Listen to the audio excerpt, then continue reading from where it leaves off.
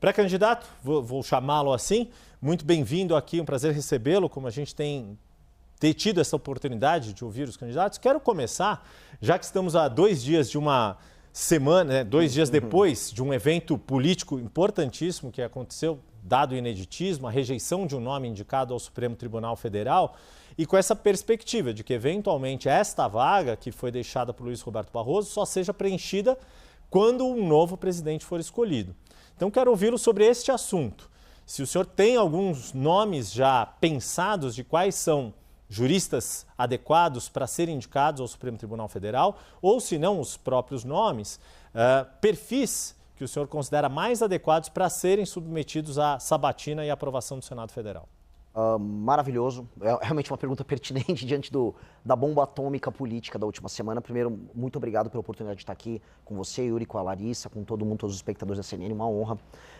E sendo direto na resposta, nós precisamos de um perfil legalista que não defenda os princípios conhecidos como neoconstitucionalistas, que é o que o próprio Barroso defendia, que é a ideia de que um dos ministros do Supremo tem que inovar, né, sair da linha de ser um jurista que analisa a Constituição e criar leis a partir das suas decisões. Isso criou boa parte das distorções que a gente vê na relação entre judiciário e legislativo. Então, figuras que defendem uma perspectiva clássica por parte do judiciário é o básico, sem escritórios de familiares ligados a eles, sem vontade de participar do debate público, altamente discretos, nenhuma vaidade, nenhuma vontade de aparecer em redes sociais. Isso já é uma base, e obviamente o passado ilibado. Isso é a base para alguém participar de uma Suprema Corte minimamente saudável.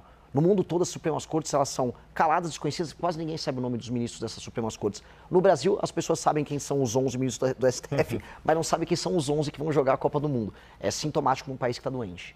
Pois é, talvez hoje em dia até o Carlo Ancelotti saiba quem são os 11 do Supremo e ainda está definindo ali o seu... Mas, Lari, antes só de passar a palavra para você, deixa eu só perguntar mais uma coisa aqui para o pré-candidato, para o Renan, porque diante do que aconteceu, também a gente percebeu um protagonismo não só do judiciário, que você já apontou como uma crítica, que o senhor já apontou como crítica, mas do próprio Senado. E aí, qual é, na sua avaliação, o cenário que o próximo presidente, seja ele quem for, vai encontrar na hora de fazer as indicações? Porque além desta vaga, há a previsão de pelo menos outras 3 de ministros que vão atingir a idade de aposentadoria. Luiz Fux, Carmen Lúcia e Gilmar Mendes. Como é que, na sua avaliação, vai ser vai se exigir do futuro presidente articulação política para trilhar um caminho viável para aprovação, porque no fim das contas é disso que se trata, indicar um nome que tenha a viabilidade de ser aprovado pelo Senado que for eleito em outubro deste ano. Yuri, a gente tem uma guerra institucional. É uma guerra institucional entre legislativo e judiciário, pelos motivos mais diversos, e por vezes a gente vê alianças entre eles. O que mais se comenta é uma aliança entre uma parte do STF e parte dos senadores, ontem pela derrubada, anteontem, pela derrubada do Messias, somado também à derrubada da CPI do Banco Master. Tá? A CPI do Banco Master, ela seria na prática um problema para ministros do STF e para membros do Senado. Basta ver que o Alcolumbre ele está envolvido, a começar pelo barrigão dele, com o escândalo do Master.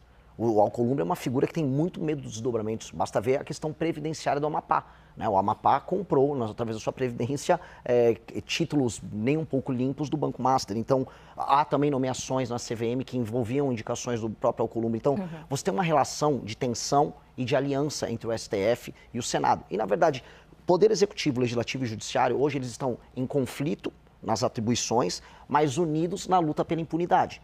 Então é meio paradoxal. Às vezes eles vão se unir e às vezes vão se separar. Qual a função do próximo presidente da República? É alguém que tem que ter autoridade e projeto de Brasil. Projeto de Brasil e saber o que quer. Olha, eu vou chegar lá, primeiro dia eu vou enfrentar o crime organizado, eu vou fazer um pacote de reformas fiscais e eu vou diminuir o poder do Centrão. Essa é a minha plataforma. Sei qual é a minha plataforma, sou uma pessoa limpa, aí eu tenho como prerrogativa resolver essa briga institucional entre os poderes.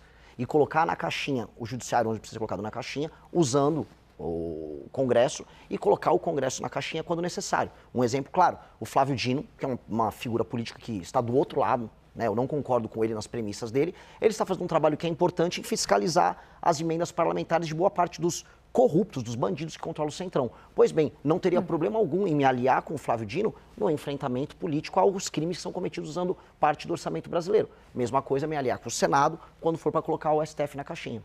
Larissa Rodrigues, o pré-candidato Renan Santos te escuta aqui.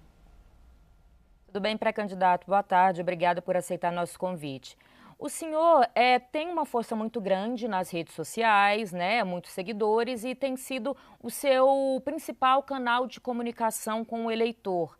E eu gostaria de saber como o senhor pretende chegar às pessoas que não usam muito esse canal, as pessoas mais velhas, que não têm redes sociais. Como o senhor tem pensado em trabalhar o seu nome, né, para torná-lo mais conhecido no Brasil todo, diante de uma eleição onde cada voto, ao que parece, será essencial? Perfeito, Larissa. Esse é o grande desafio. Eu sou presidente de um partido que foi fundado em novembro do ano passado. É um partido formado majoritariamente por jovens e pessoas que se uniram através das redes sociais para construir uma alternativa para o Brasil. Isso é o meu partido, isso é uma missão. O que nós pudemos fazer até agora? Eu convenci os mais jovens, ou seja, as pessoas que nos acompanham, a nos ouvir e a apoiar o projeto. E aí a pesquisa Atas me coloca já com quase 24% entre o público de 16 a 24 anos, em alguns cenários com 11 a 14, no público de 25 a 35. Ou seja, é uma força muito grande. No recorte homens desse público de 16 a 24, eu estou em primeiro nas pesquisas. Então é um sintoma, isso está funcionando. Quem não me conhece, de fato, as pessoas mais velhas e uma parte importante do público feminino. O que eu já estou fazendo, que está começando a quebrar esse problema, é um trabalho extenuante de rodar o Brasil de carro e passar em todas as cidades que eu puder e em todas as rádios ser sabatinado igual eu estou fazendo aqui na CNN. Então, quando eu vou numa rádio no interior do Maranhão, no interior do Ceará, no interior de Santa Catarina, eu topo ouvir todas as perguntas, sou muito claro, sou muito aberto, sou muito honesto e apresento minhas propostas. É o que acontece. Naquela comunidade, pessoas mais velhas têm o primeiro contato comigo e aí elas vão me seguir nas redes sociais e a gente começa esse ciclo. Então, eu sou muito confiante em ser escrutinado e sabatinado pela imprensa, e não importa se a imprensa é um veículo grande nacional como a CNN, como um veículo pequeno numa cidade do interior do Maranhão. Eu acho que respeitar esse papel da imprensa vai fazer com que eu seja conhecido pelos mais velhos, e aí eu vou aos poucos quebrando essa barreira. A única coisa que me breca um pouco é eu não sou rico, não tenho o jatinho que os meus concorrentes têm, eu tenho que fazer isso de carro. Então eu furei pneu no Maranhão, é uma aventura meio que um rally, conhecer o interior do Brasil. E aí eu não tenho a mesma velocidade, eu poderia estar alcançando isso se eu tivesse dinheiro há 1, 2 meses atrás, os números que eu bati na Atlas, né? Não sei se o senhor já fez essa contabilidade. Quantos estados já deu para visitar por essa logística? Uns 8, 9. Mas quando eu visito, visitar, por exemplo, Santa Catarina, o Flávio Bolsonaro vai visitar só Florianópolis. Eu rodei de Chapecó a Tubarão e foi só metade de Santa Catarina, eu fiz tudo de carro. Então, Maranhão fiz ele inteiro, né? O estado todo de carro, eu gasto uma semana inteira visitando o estado. A questão da Larissa e a sua resposta me chama a atenção, ou me faz aqui colocar uma outra questão que eu queria ouvi-lo. Como o senhor disse, o Missão é o partido mais novo, mais jovem fundado do Brasil, embora o MBL tenha uma trajetória já de mais de uma década, né? O momento em que o MBL surgiu e se tornou nacionalmente conhecido foi ali no processo de impeachment da então presidente Dilma Rousseff. Tiveram um papel crucial, inclusive com articulação, na época, com o então presidente da Câmara, Eduardo Cunha, que era quem tinha que assinar a abertura do processo, etc. A fundação do partido, ela era essencial para ter uma candidatura como a sua, ou queria entender o que são as semelhanças e diferenças da atuação do MBL com Missão. É claro que a questão ideológica, né, isso é igual, mas o que muda numa atuação de um movimento social, de redes sociais, como o senhor já explicou, e passa a ser no CNPJ partido. Tem uma série de outras questões, obrigações, deveres. E quais são os objetivos do Missão? É crescer igual os demais partidos, no sentido de poder ter acesso a fundo partidário, tempo de campanha na televisão, ter essa participação institucionalizada como os demais partidos? Yuri, eu vou responder usando o exemplo disso aqui que está na nossa mão, o celular. O público da CNN é um público qualificado, tá? Então há muitos empresários que vão entender. A Apple, que é o exemplo que eu coloquei aqui, ela sempre trabalhou a ideia de fazer o software e o hardware. Então, elas fazem o sistema operacional do computador e dos celulares e o celular em si. E quando você coloca o sistema operacional junto com a máquina, o funcionamento é melhor, há uma elegância de design, tudo é melhor para a experiência do usuário. Do ponto de vista político, eu tenho que juntar as ideias, então eu criei a segunda maior revista de política e cultura do Brasil, que é a Valete, um aplicativo, uma rede social própria para criar novas ideias. Nós criamos o Movimento Brasil Livre, onde a gente experimenta essas ideias através do ativismo, e o Partido Político Missão, em que nós institucionalizamos essa ação política. Então, toda a experiência da pessoa que vive as nossas ideias, ela é uma experiência que faz sentido, ela é coerente. Ela participa da produção das ideias, das discussões, dos fóruns de debate, ela vai para a aplicação nisso no mundo real, fazendo ativismo. E eu acho que ser um político sem antes ter sido um ativista é como jogador de futebol que não participou da categoria de base. Você tem que aprender a protestar na sua cidade, pressionar um vereador no teu município. Se você não fez isso, você vai ser um político incompleto. Então, e ao mesmo tempo, você nunca vai ser apenas um ativista se você quiser mudar o Brasil. Você tem que entrar no jogo político, participar das eleições, vencer eleições, participar de debates. Então, agora nós temos condições de fazer isso.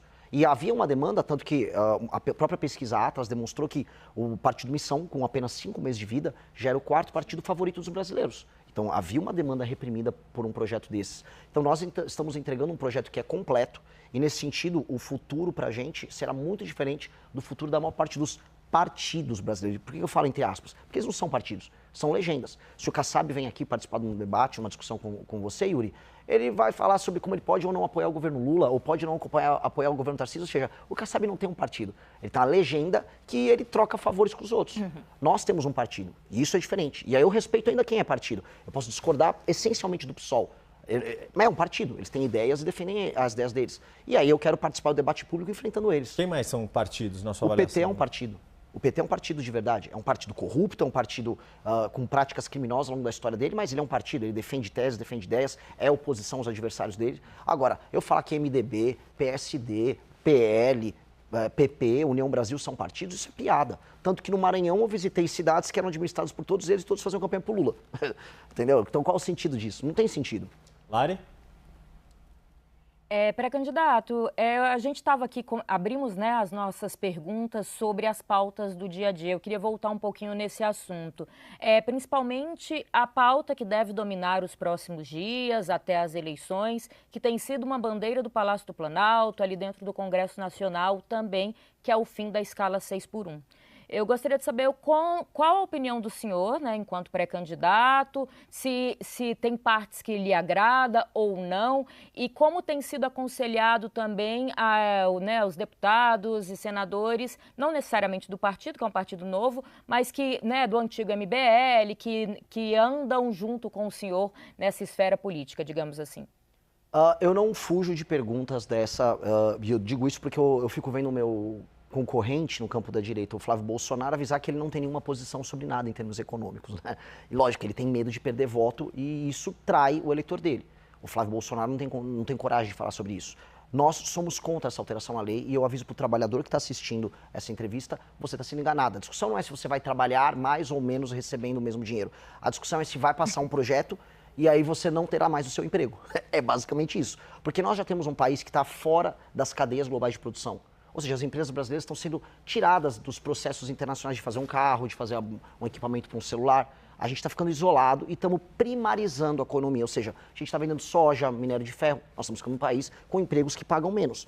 Em vez de a gente gerar mais produtividade e capacidade de competir com o mundo, nós diminuímos isso. Então, nossos juros é super alto, a gente cobra um monte de imposto e a gente ilude o trabalhador. Olha, você pode trabalhar menos e ganhar a mesma coisa. Eu vou avisar o trabalhador. É mentira. É mentira. Estão te enganando, estão te enrolando. O Lula está fazendo isso. Igual ele falou que a taxa da blusinha não ia aumentar o preço das mercadorias, só para ele ganhar o voto, te iludindo na eleição e vencer a eleição. E a direita, que deveria ser corajosa, fazer oposição, não tem coragem de enfrentar. Aí, muito provavelmente, eles vão votar favorável. Ainda vão avisar assim, olha, não caímos no truque do PT. Só que milhões de pessoas podem perder emprego, empresas brasileiras podem perder competitividade, o empresário brasileiro perde força, mas em compensação a direita não caiu no truque da esquerda. Eu não consigo acreditar nisso. Eu não consigo acreditar numa política que não seja, assim, brutalmente honesta e sincera. Então eu posso perder votos com o que eu estou falando aqui, mas eu prefiro perder o voto, falando a verdade, do que ganhar o voto e depois eu ter que fingir que eu meti o louco no período eleitoral. Eu não acredito nisso.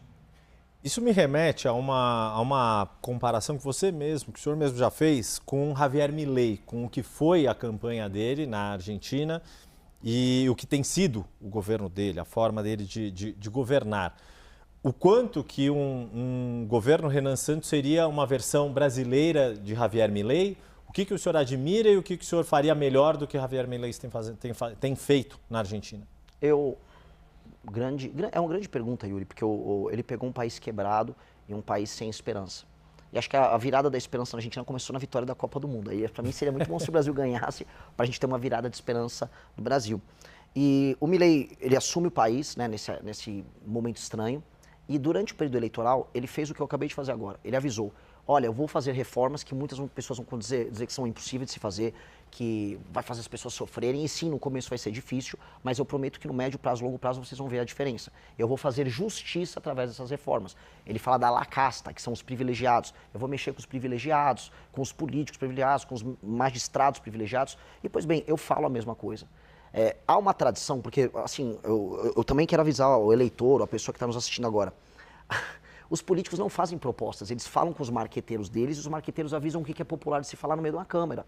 E aí ele não vai falar, por exemplo, de uma PEC que nós já protocolamos, que altera o regime fiscal brasileiro, que é uma PEC que faz novamente uma reforma da Previdência, porque vai precisar mexer. Nós já protocolamos, desculpa, só para explicar aqui para quem está nos vendo, pelo deputado Kim Kataguiri, que é o atual deputado que o Missão tem, foi eleito na época pelo União Brasil, né? Exato. E pôde migrar para o Missão agora. Então ele protocolou, exatamente, essa é uma PEC que altera regime previdenciário e, assim, quem falar para você que não vai fazer reforma nisso está mentindo, que altera as indexações e as vinculações, que são temas muito difíceis de explicar, acho que a gente nem tem tempo de explicar aqui, mas que são temas que vão ter uma resposta muito forte da esquerda e dos sindicatos. E aí todo político vai falar com o seu marqueteiro e vai falar, não, isso é impopular. O Milei falou na Argentina, olha, eu vou fazer, eu vou comprar a briga. E eu falo a mesma coisa, nós precisamos comprar essa briga e quem fugir da discussão está mentindo. Mas o que eu aviso também, vou comprar a briga, pode soar difícil no começo, mas depois de um ano eu vou poder trabalhar nas alíquotas dos impostos e eu vou poder trabalhar na queda dos juros. E aí o seu dinheiro vai valer mais e o produto vai custar menos. Aí você vai sentir que você está ganhando mais dinheiro, você vai ter mais capacidade de pagar suas contas e de viver melhor. O que eu aviso é o brasileiro, né, o corpo da economia brasileira é um corpo doente. E você não vai resolver um corpo que está doente dando sorvete para ele. O Lula ficou oferecendo sorvete para o corpo doente. Toma agora um Vale Gás, toma uma energia elétrica. E o Flávio, ele não fala nada. Não vou falar nada, tá, doente? Eu vou ficar quieto porque uma hora você vai sair andando. Dica, não vai sair andando, o corpo vai morrer e eu vou ter que dar um remédio muito amargo. Mas depois do remédio amargo, o corpo vai voltar a funcionar. Larissa? Pré-candidato, eu queria entrar em alguns assuntos que também têm sido pauta, principalmente no Congresso Nacional, e que eu tenho visto alguns posicionamentos do senhor nas redes sociais. Eu queria saber a opinião do senhor, por exemplo, sobre o PL da misoginia e outros textos também que nos últimos tempos têm focado em tentar evitar a violência contra a mulher, que tem sido crescente no nosso país. O senhor é contra esse PL? O porquê? Qual que o senhor disse dessa necessidade de tentativa de se aproximar das mulheres? Como fazer esse caminho num público que, até onde a gente tem acompanhado, não tem uma preferência direta pelo senhor pelos últimos posicionamentos? Grande pergunta. Veja, quando eu rodei o interior do Maranhão, quando eu rodei o interior do Ceará, fui em cidades tomadas pelo Comando Vermelho, quando eu fui no Rio de Janeiro, absolutamente nenhuma mulher me parou para falar que estava muito preocupada com o avanço da misoginia em redes sociais. Elas estavam preocupadas que o filho delas estava sendo assaltado, que a filha delas estava sendo assaltada, que ela estava sendo assaltada. Falou, por favor, acaba com esses bandidos. Inclusive, as pesquisas demonstram que há uma preocupação com a violência, ela é enorme. Está sempre violência e corrupção dentre as maiores preocupações do brasileiro. Ela também está preocupada se a escola que o filho dela está estudando está alimentando bem a criança, e se a criança está aprendendo, e se ela vai ter um transporte bom para ir e voltar do trabalho dela, porque essa mulher, em geral, uma mãe solteira, cujo pai, em muitos casos, não paga a pensão e ela é obrigada a cuidar da vida. Essas são preocupações materiais e concretas. Só que a gente chega nas redes sociais e vem essas discussões do movimento feminista, que, olha, nós precisamos discutir a misoginia. O que isso gera? Perseguição a pensamento diferente em redes sociais, ou, como eu vi num concorrente de vocês na televisão, algumas especialistas falando que se um homem interromper uma mulher num ambiente de trabalho, isso é misoginia. Pois bem, sendo misoginia, isso seria equiparado à injúria racial, crime inafiançável. Então nós começaremos a ter, vamos dizer, empresas se preocupando em talvez não contratar mulheres, pessoas evitando relacionamentos pessoais, relacionamentos amorosos, com medo de uma criminalização das relações. Então, em vez de a gente focar no que realmente interessa às mulheres, nós criamos espantalhos e ficamos focados nesses espantalhos. Eu não consigo acreditar nisso. E aí eu vejo, né, a esquerda interessada em obter votos, fazendo demonstração de virtude no Congresso. Agora vai acabar a misoginia. E a direita covarde votando junto com medo de perder voto entre as mulheres. Eu volto para a minha mesma posição para esse caso 6x1. Quer ajudar as mulheres a não serem alvo de violência? Vamos aumentar as penas para qualquer crime violento contra a mulher. O marido bateu na mulher, vamos aumentar a pena porque a pena não está alta. Pai que não paga a pensão, e isso é Assim, a típica família brasileira é uma mãe solteira com um cara que está evitando pagar pensão. Pai que não paga pensão, as penas têm que ser muito altas, até porque às vezes ele vai preso e aí tem a remissão da dívida. Tem que pagar e tem que ser preso porque botou o filho no mundo, tem que cuidar. Inclusive, é legal a gente estender um pouco essa pergunta. Há um estudo da FGV de 2007 que mostra que os rapazes que cometem crime no Brasil são filhos de famílias que não têm a presença paterna. Ou seja, o pai não está presente com essa criança, ainda gera um menino que acaba sendo disfuncional e acaba cometendo crimes violentos, perpetuando um ciclo de violência. Então, a mulher sofre muito nisso. Então, vamos atingir essas áreas? Vamos atingir áreas que são centrais para melhorar a qualidade de vida da mulher? Eu prefiro fazer isso do que só fazer esse discursinho meio bonitinho, que para mim não vale nada. Então, para ver se eu entendi, quer dizer, na base de aumentar a punição para qualquer homem que cometa qualquer tipo de crime contra a mulher, em especial nesses casos envolvendo violência doméstica, familiar. Exato, e um agravante sobre um problema que aflige as mulheres, que são as mães solteiras, que é o fato do marido evadir do pagamento da pensão e não estar presente na criação da criança. Isso é um problema social gigantesco. Eu volto a colocar, isso é a base do nosso problema de violência. A gente fala, como resolver a segurança pública? Tem que botar a polícia, tem que destruir as facções? Tem. Só que quem é a força de reposição, quem é a mão de obra barata que o crime vai buscar? É um menino que quase sempre tem um pai ausente. Vulnerável, não tem um exemplo masculino. E a correlação, inclusive, entre a ausência de pai e cometimento de crime por esse jovem é maior do que, por exemplo, desigualdade social. Para a gente ver o quão grande é esse impacto. Então, nós temos que corrigir isso. Homem vagabundo que não quer pagar a pensão da mulher ou quer abandonar a criança, esse cara a gente vai atrás dele. Precisa ir. O senhor mencionou a questão aí do combate ao crime organizado e também tem sido uma referência que o senhor sempre tem citado nas políticas de segurança pública, que é o presidente de El Salvador, Nayib Bukele, que se tornou uma referência que muitas lideranças, principalmente aqui na América Latina, têm citado. Agora, El Salvador é um país incomparavelmente menor do que o Brasil. Acho que, se eu não me engano, o senhor já esteve, inclusive, em El Salvador? Não chegou a estar. O Renato Batista do nosso time teve. Tá. Conversou, inclusive, com o próprio. Perfeito. O que foi, então, aprendido desta conversa do Renato, da sua equipe, com o presidente de El Salvador, que é, de fato, aplicável aqui no Brasil? E como que, na sua avaliação, mesmo que o presidente da República tenha uma postura mais incisiva, mais dura contra o crime, como articular isso, sendo que a segurança é uma responsabilidade de 27 governadores dos mais variados matizes, trajetórias, origens e realidades locais? Outra pergunta que ela é muito complexa e eu vou responder da forma mais clara possível. A primeira coisa que o Bukele fez foi quebrar a imaginação que nós temos na América Latina. Ele mudou no país dele, mas isso existe no México, na Colômbia, no Peru, no Brasil, que é a ideia de que você vai conviver pro resto da vida com o crime organizado. Portanto, tua casa tem que ter um muro, portanto, teu carro tem que ter um isso-filme, você tem que ter medo de andar com o celular. A América Latina aceitou que ela é controlada pelo crime. Então, a primeira coisa que ele mudou foi, não, eu posso destruir isso. E a gente ouve sempre dos especialistas, é impossível destruir, não dá, olha, temos que conviver, nós temos que aceitar que o Oruan vai fazer uma música, vai tocar no Spotify, o filho do Marcinho VP, e o filho do Marcola também agora é artista. Então, a negação dessa aceitação, ou seja, a mudança na cabeça das pessoas, foi a primeira coisa que ele fez. E ele gerou o resultado, ele aumentou as penas, ele colocou, né, algo que é permitido na Constituição de El Salvador, que é um estado de exceção, que permitia que a polícia e as forças armadas agissem de maneira enfática. Ele tratou as facções criminosas como organismos anômalos, como terroristas, ou seja, ele teve uma lei especial, criou o famoso Secote, que custou coisa de 500 milhões de reais, fazendo a conversão, que é um super presídio lá em El Salvador, e aí ele destruiu eles e hoje El Salvador é um lugar muito, mas muito seguro. Outras nações, por exemplo, no leste asiático, apresentam também leis muito duras contra o crime organizado e apresentam, a despeito de terem sido pobres há muito tempo, qualidade de vida e números ligados a homicídios e roubo muito menores do que o Brasil. Então, ir por esse caminho, eu posso falar de nações maiores do que El Salvador, eu posso falar da China, que é gigantesca, que apresenta, vamos dizer, leis penais quase tão duras quanto El Salvador num estado de exceção, mostram que a gente tem esse caminho de enfrentamento. A questão é que a gente simplesmente não está tentando. E nós temos que tentar, porque nós temos que parar de aceitar que nós temos que esconder o celular quando a gente anda na rua, que uma mulher tem que ter medo de sair do ônibus e chegar até a casa dela. A gente não tem que ter medo de nada. Assim como nós temos que tirar da nossa cabeça a ideia de que cidades têm que ter favelas, que a favela faz parte da nossa personalidade, que a pobreza faz parte da nossa identidade, que nós temos que ter, sei lá, um pé de meia para a criança ir para a escola. Isso é tudo loucura. E a gente aceitou que a gente tem que viver uma vida de louco. Então, nós temos que endereçar essas grandes questões com a mesma missão que o Bukele entrou. Eu vou acabar com o crime organizado, com as medidas duras que ele adotou e com a nossa capacidade bélica, nós temos através das polícias e da inteligência com o COAF e Polícia Federal. Nós temos que endereçar a questão dos investimentos estatais para acabar com a favela, que é o lugar em que o crime, infelizmente, domina as pessoas. A gente está falando de praticamente 50 milhões de pessoas que vivem sob a interferência direta do crime organizado.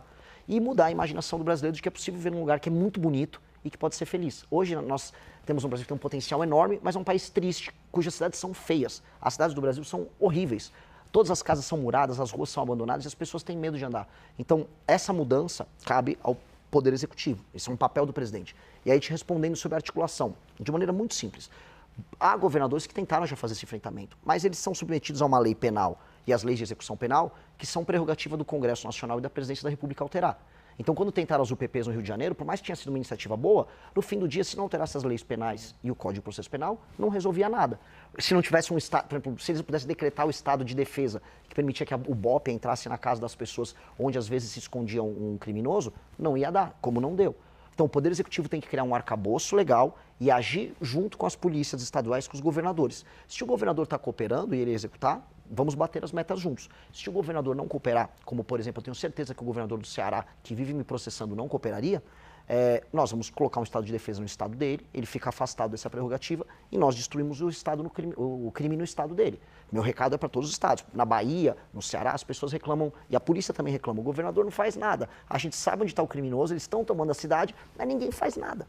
Eu vou fazer. Só para esclarecer, antes de passar a palavra para a Larissa, o senhor falou estado de defesa, quer dizer, usar um mecanismo que já existe na Constituição e mais rigoroso do que, por exemplo, as GLOs, as garantias de lei e ordem, por exemplo... Que o Temer usou. Exato. O Rio de Janeiro passou por uma intervenção, era o general Walter Braga Neto. Exato. E veja só, não é um mecanismo que quem fala, isso é autoritário, isso não é autoritário. Isso é estabelecer a autoridade. O Temer tinha feito uma GLO assumindo o controle, vamos dizer, da área de segurança no Rio de Janeiro. Ok.